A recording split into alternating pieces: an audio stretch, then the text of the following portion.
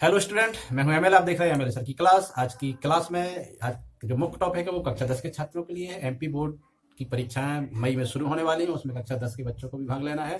और इसमें अंग्रेजी जो विषय होता है बहुत महत्वपूर्ण विषय होता है। परीक्षा में पास यदि होना है तो अंग्रेजी में हमें पास होना बहुत आवश्यक हो जाता है। बाकी विषयों में तो हम पास पास हो जाते हैं, लेकिन अंग्रेजी विषय ऐसा होता है कि जिसमें जनरली हमें समस्या आती हैं। तो ऐसे बच्चे जिनको अंग्रेजी में समस्या हो रही है या जो बच्चे ये समझ रहे हैं कि अंग्रेजी में कैसे पास हों, तो ये वीडियो उनके लिए बहुत ही महत्वपूर्ण होने वाला है। क्योंकि इस वीडियो में मैं ऐसी जानकारी बताने वाला हूँ, ऐसी तरीके बताने वाला हूँ कि आपको इस वीडियो के अंत तक आत्मविश्वास हो जाएगा कि अरे ये तो बहुत सरल तरीका है और बहुत आसानी से मैं कक्षा 10 में पास हो सकता हूं, या हो सकता नहीं, हो ही जाऊंगा। ये आप निश्चित रूप से कहेंगे। तो निश्चित रूप से इस वीडियो को पूरा देखिएगा और पहली बार मेरे चैनल को देख रहे हैं तो चैनल को सब्सक्राइब भी करिए, ताकि आने वाले अब और इसी क्लास के मैं अन्य वीडियो भी लेकर के आऊंगा निश्चित रूप से परीक्षा के पहले पहले। तो आप उन वीडियो को भी देखें। उनको देखने के लिए आपको चैनल को सब्सक्राइब करना पड़ेगा। नीचे लाल कलर में जो सब्सक्राइब लिखा है उसको टच करिए और उसके ऊपर बेल का आइकन बना हुआ है उसको दबाइए, और आने वाली वीडियो आप तक सबसे पहले पहुंचे। इसके लिए आपको इसको जरूर करना पड़ेगा। आइए देखते हैं इस सारी चीजों को कैसे हम कक्षा 10 में बहुत सरल तरीके से पास हो सके। तो ये है सबसे सरल तरीका कि कैसे हम परीक्षा में पास हों, कक्षा 10 की अंग्रेजी में कैसे पास हों। तो उसके लिए सबसे पहले हमें यहाँ नजर डालना पड़ेगा ब्लूप्रिंट पर कि ब्लूप्रिंट में किस प्रकार के प्रश्न अक्सर परीक्षा में पूछे जाते हैं, उस पर हम देखेंगे। इसमें 4 सेक्शन आते हैं परीक्षा में। पहला सेक्शन को हम लेकर के चलते हैं। पहला सेक्शन है रीडिंग सेक्शन, जिसमें रीडिंग कॉम्प्रिहेंशन आता है। कॉम्प्रिहेंशन मतलब समझ के ऊपर होता है। अब इसमें पहला जो प्रश्न होता है वो अनसीन पैसेज होता है। अनसीन मतलब अन मतलब ना देखा होगा, अन मतलब सीन मतलब ना देखा होगा। अनसीन मतलब जिसको हमने कभी नहीं देखा, उस प्रकार के पैसेज आते हैं। तो ये संख्या में कितने होते हैं? 3 होते हैं, 5-5 नंबर के आते हैं, यानी टोटल 15 नंबर का रीडिंग सेक्शन से आता है। इसमें अब किस प्रकार के प्रश्न पूछे जाते हैं? इसमें 2 प्रश्न जो होते हैं वो ऑब्जेक्टिव होते हैं। ऑब्जेक्टिव से मतलब है कि ऐसे प्रश्न जिनके अंदर विकल्प दिए रहेंगे। विकल्प ऐसे रहेंगे कि हमें उसमें से 4 विकल्प 3 विकल्प रहेंगे, उसमें से एक हमें टिक करना होता है या एक ही विकल्प को लिखना होता है। 3 शॉर्ट आंसर टाइप क्वेश्चन रहेंगे। शॉर्ट आंसर मतलब छोटे उत्तर रहेंगे। जो हमें जो अनसीन पैसेज रहेगा 50-60 शब्दों 100 शब्दों का रहेगा, उसमें से ही हमें प्रश्न छांटने हैं। जनरली इन प्रश्नों के उत्तर हमें मिल जाते हैं। इसके लिए मैंने अनसीन पैसेज का एक अलग से वीडियो बनाने वाला हूं, उसको भी देखिए। इसलिए मैं कह रहा हूं कि आपको इस चैनल को सब्सक्राइब करना होगा, तभी आगे इस प्रकार के वीडियो आप तक पहुंच सके। अब मैं आपको बताता हूं कि कैसे आप परीक्षा में पास होंगे। तो हर तीन जो अनसीन पैसेज है, तीनों अनसीन पैसेज में 2-2 ऑब्जेक्टिव होंगे, यानी 2 4 2 6, यानी 6 ऑब्जेक्टिव तीनों में होंगे और 3 3 का 9 प्रश्न शॉर्ट आंसर रहेंगे। अगर इसमें आप कुछ ना करें, यदि पहला विकल्प भी यदि लगा देते हैं सभी में, तो गारंटी है कि आपको 6 में से कितना ही कम होगा तो 2 नंबर आपको मिल जाएंगे 6 में से, अगर पहला विकल्प भी आप लगाते हैं। शॉर्ट आंसर टाइप क्वेश्चन में इसमें जनरली होता है हु वाले प्रश्न, वेन वाले प्रश्न, वेयर वाले प्रश्न। जैसे हु वाले में किसी ना किसी व्यक्ति का नाम होता है, वेयर वाले में स्थान होता है, और वेन वाले में समय होता है। तो हु वाला प्रश्न आता है और किसी का नाम हमें दिखता आता है उस पैसेज में, तो मान लो कि उसका उत्तर वही है। तो इस प्रकार से हम कितना भी आज तरीके से लिखें, छोटा ऐसे में तो जैसे भी हमें समझ में आता है अपने हिसाब से लिख दें। तो 9 नंबर के तीनों पैसेज के जो प्रश्न आते हैं उनमें से कितना भी कम होगा तो हमारे कितने प्रश्न नंबर आ सकते हैं इसमें 9 में से हमारे मान लो कि 4 नंबर आ गए। 4 नंबर मतलब यदि हमने एक नंबर के होते हैं सारे प्रश्न, अगर 9 में से हमारे 4 भी सही रहे तो 4 और 2 6, यानी 15 में से कितने नंबर आ गए हमारे? 6।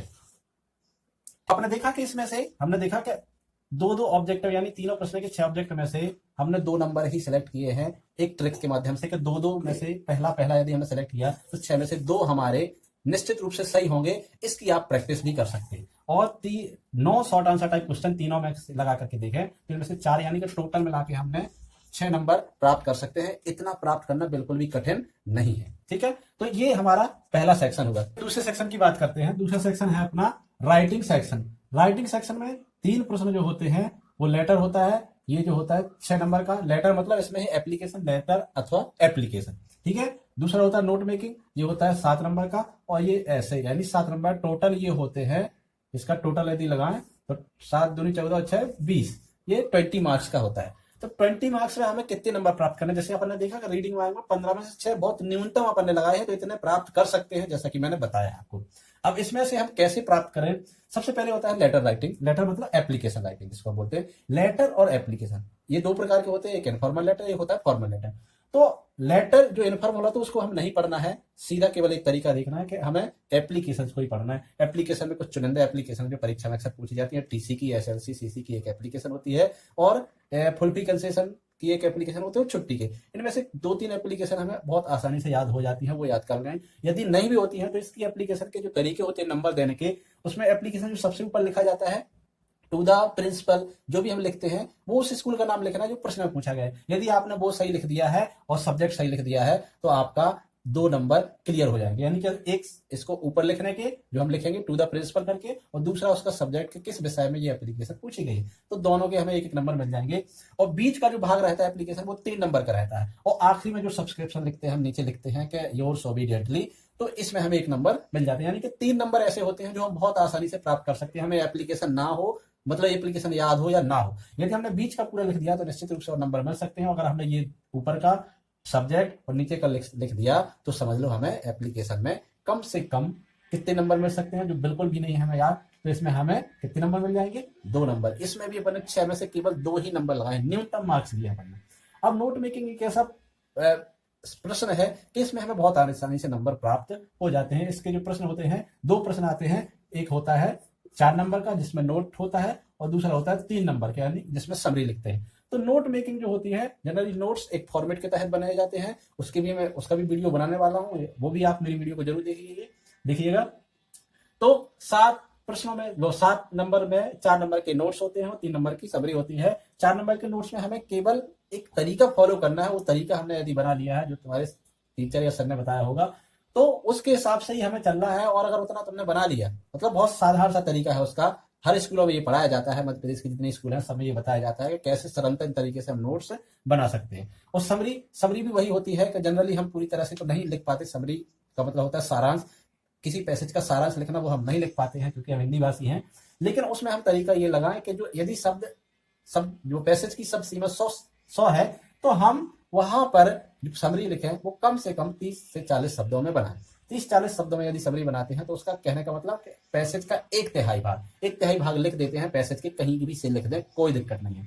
ठीक है, ये उन बच्चों के लिए है केवल जो पास होने के लिए जूझ रहे हैं। अच्छे बच्चों के लिए ट्रिक बिल्कुल भी नहीं, अच्छे बच्चों के लिए अच्छी पढ़ाई ही करनी है। ये उन्हीं बच्चों के लिए है जो केवल उन्हें लगता है कि हम परीक्षा में पास नहीं हो पाएंगे। तो यहाँ हम देखते हैं 4 और 3, यानी नोट्स में कितना भी कम मिले, इसमें एक टाइटल का भी नंबर होता है तो टाइटल भी रहता है, 3 नोट्स के रहते हैं।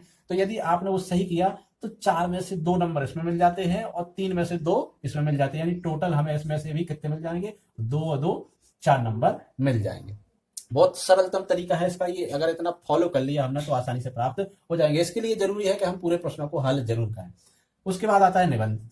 निबंध यदि याद है हमें तो अच्छा है, बहुत बढ़िया है।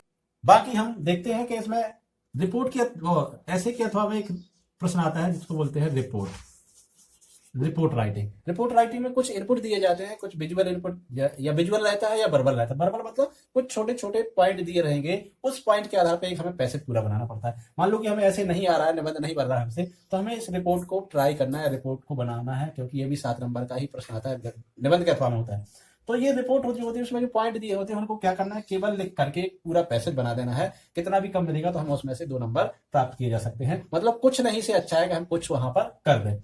और यदि आपको निबंध ज्यादा याद नहीं हो रहा है तो 1 या 2 पैराग्राफ उसके जरूर सीख लें। अगर 2 पैराग्राफ आपने सीख लिए तो इसमें से कम आपको 2 नंबर जरूर प्राप्त हो जाएंगे। और 2 नंबर प्राप्त हो गए, इसका मतलब 4, 2, 6 और 2, 8, यानी मैंने पहले लिख लिया यहाँ पर 20 में से कितने नंबर, 8 नंबर। कम से कम न्यूनतम मार्क लगा रहे। यदि आपने पूरे प्रश्नों को अटेम्प्ट किया यानी प्रयास किया लिखने का, तो आपको रीडिंग में 15 में से 6, अनसीन में से और 20 में से 8।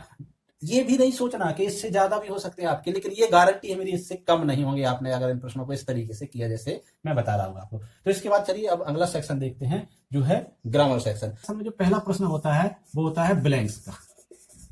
ब्लैंक्स मतलब खाली स्थान। ये इसमें ए और बी करके 2 प्रश्न होते हैं। ए भी 5 नंबर का होता है और बी भी 5 नंबर का होता है। इसमें से 7-7 प्रश्न इसमें से आते हैं, वो करने पड़ते हैं 5-5। तो इसका भी एक तरीका बहुत साधारण सा है कि आपको कुछ नहीं करना है, आपको नहीं पता, आपने नहीं पढ़ पाया है तो कोई दिक्कत घबराने की बात नहीं है। यदि आपको नहीं पता तो आपको खाली स्थान में विकल्प दिए रहते हैं, उसके बगल में कोष्टक में भरे विकल्प रहते हैं। तो उनमें से ज्यादातर वाक्यों में 2 या 3 विकल्प रहते हैं। तो उनमें से हमें क्या करना है कि हमें अपने थोड़ा सा ये ध्यान रखना है, यदि बिल्कुल भी नहीं बनता तो कोई बात नहीं, अगर बनता है तो थोड़ा सा पहले हमें समझ के जो बनते हैं उनको कर लेना है, और जो नहीं बनते हैं बिल्कुल भी उनका हमें क्या करना है, वही तरीका जो मैंने रीडिंग में लगाया था, रीडिंग वाले सेक्शन में वैकल्पिक प्रश्नों में क्या करना है कि एक तरफ के प्रश्नों को, एक तरफ की जो विकल्प है ई साइड वाले या बी साइड वाले, हमें उनको भर देना है केवल।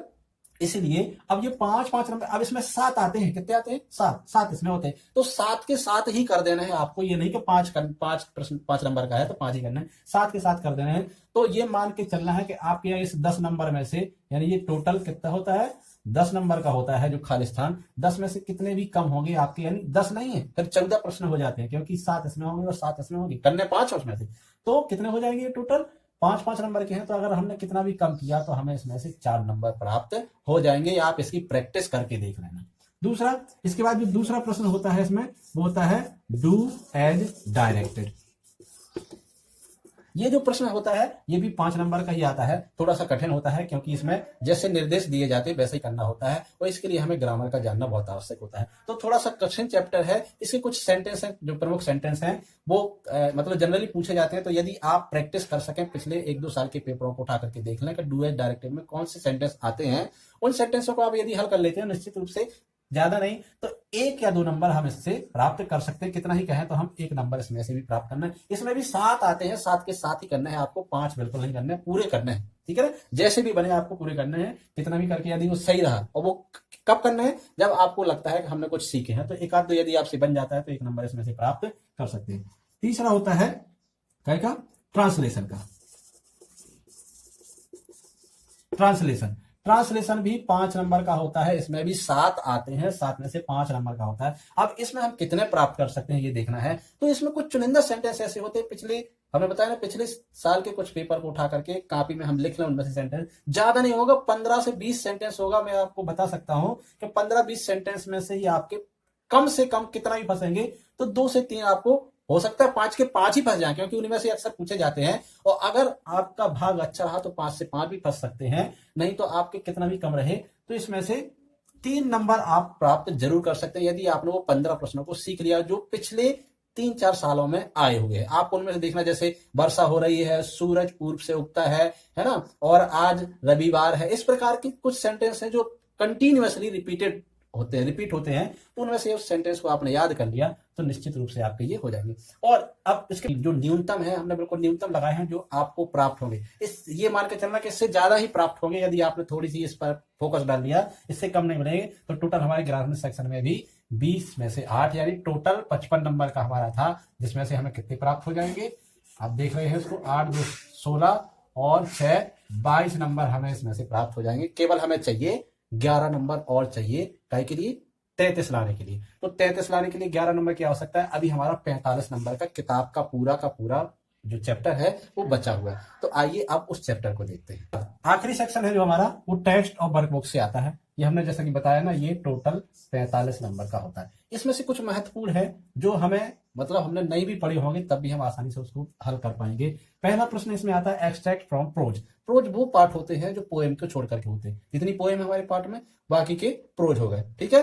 तो प्रोज, अब इसमें एक बात और ध्यान रखना है कि इस साल कुछ सिलेबस रिड्यूस भी किया गया, मतलब हटाया गया है। जैसे 5 लेसन है और 9 लेसन है, 10 लेसन है, 18 लेसन है, ऐसी कुल मिला के 5-6 लेसन हटाए हुए हैं। तो प्रोज के कुछ और लेसन उसमें से घट भी गए हैं, हमें केवल कुछ प्रोज ही पढ़ना है। जैसे दूसरा लेसन है determination to the power of determination, salutation to the nation, और new play in the team, 1 step ahead, यानी 3-4 लेसन उनमें से ये प्रोज आते हैं। और प्रोज मतलब पैसेज आते हैं जो 2 पैसेज आते हैं, वो 5-5 नंबर के यानी 10 नंबर के होते हैं, जिनमें से 3 प्रश्न ऐसे होते हैं जो 1-1 नंबर के आते हैं, जिनमें विकल्प दिए जाते हैं। विकल्प मतलब ऑब्जेक्टिव रहते हैं, विकल्प रहेंगे, उसमें से हमें छांट करके लिखना पड़ता है, ठीक है। तो ये निश्चित रूप से किताब से याद है। जैसे अपन एनसी पैसेज में तरीका अपनाया था, यदि हमने इसमें भी तरीका अपना लिया तो 3 जो ऑब्जेक्टिव हमें इसमें से मिल रहे हैं, और जो टोटल 10 नंबर के हैं, या 3 और 3 नंबर के 2 हो गए, यानी ये 6 नंबर के हो गए।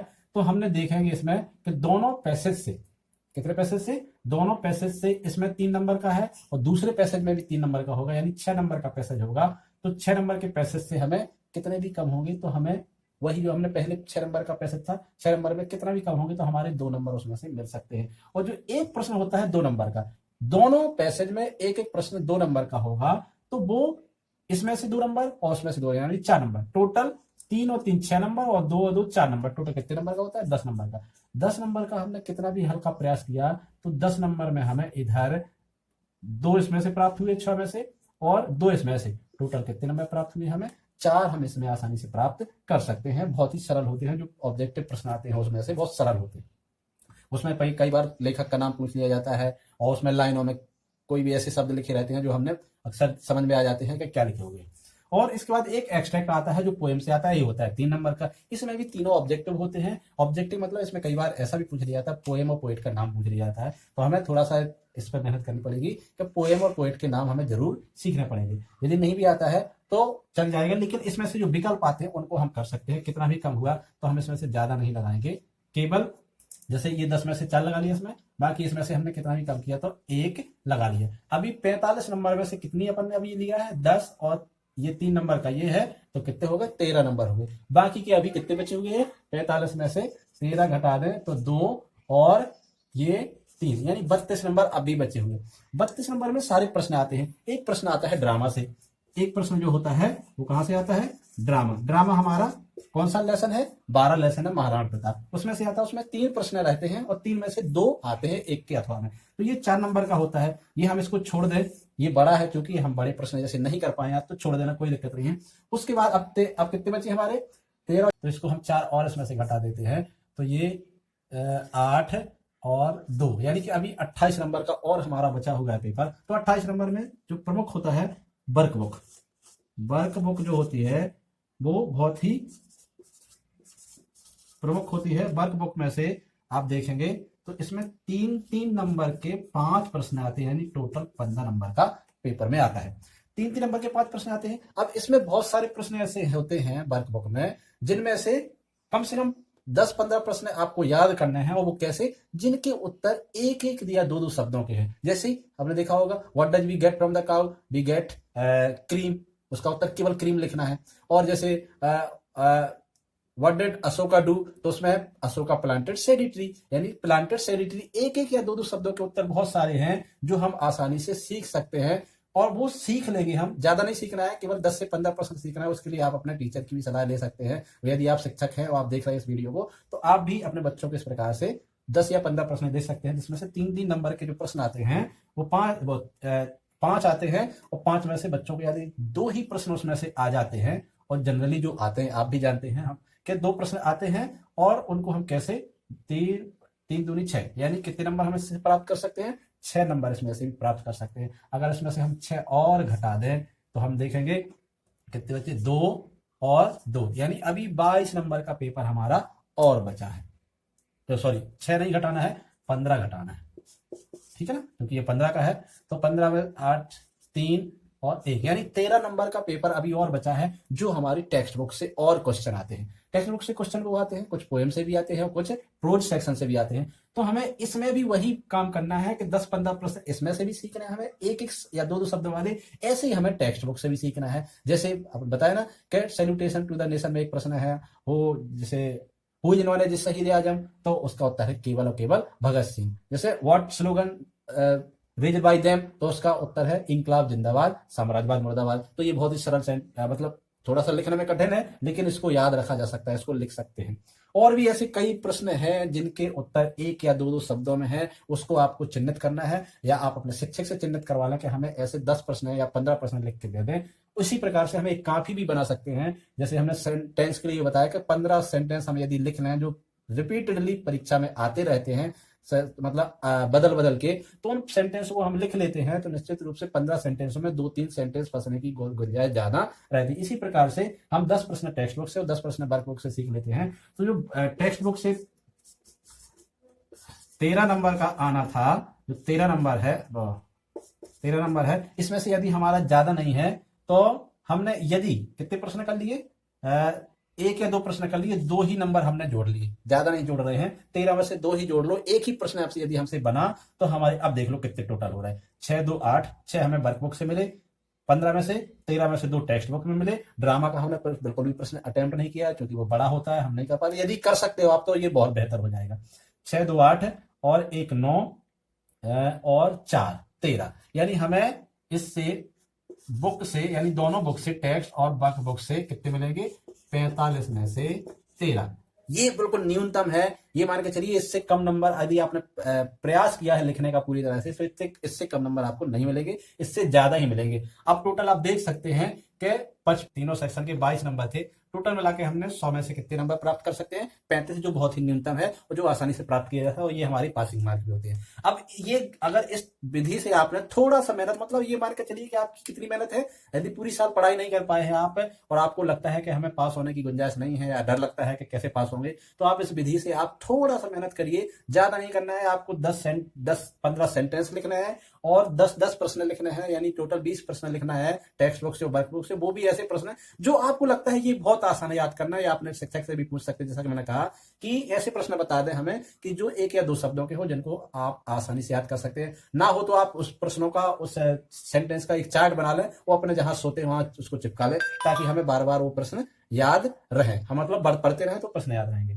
आशा है आपको ये सारी चीजें बहुत अच्छी से समझ में आई होंगी, और समझ में आई हैं तो आप इसको नीचे कमेंट में जाकर के बताएं कि ये वीडियो मुझे बहुत सहायक रहा है, हेल्पफुल रहा है। और अगर अच्छा पसंद आया है तो इसको लाइक करें, अपने दोस्तों में शेयर करें, ऐसे दोस्तों को बताएं जो जिन्हें भी आपको ऐसा लगता है कि वो भी पास नहीं हो पाएंगे, तो उन तक ये वीडियो पहुंचाएं और उनको बताएं कि कैसे ये तरीके से हम मतलब एक आत्मविश्वास प्राप्त कर सकते हैं। ये पढ़ने का कोई तरीका नहीं है, लेकिन ये आत्मविश्वास प्राप्त करने का तरीका है कि कैसे हम इस वीडियो के माध्यम से ये जान लेंगे कि परीक्षा में पास करना, खास करके अंग्रेजी, जैसा हमने ये देखा कि अंग्रेजी में पास होना कितना सरल है। तो आशा करता हूं आपको ये वीडियो पसंद आया है, और अभी तक आपने चैनल को सब्सक्राइब नहीं किया तो चैनल को सब्सक्राइब करें और उसके बेल आइकन को भी दबाएं, ताकि आने वाले इसी प्रकार के अच्छे वीडियो में आप तक सबसे पहले भेजता रहूं। Thank you for watching.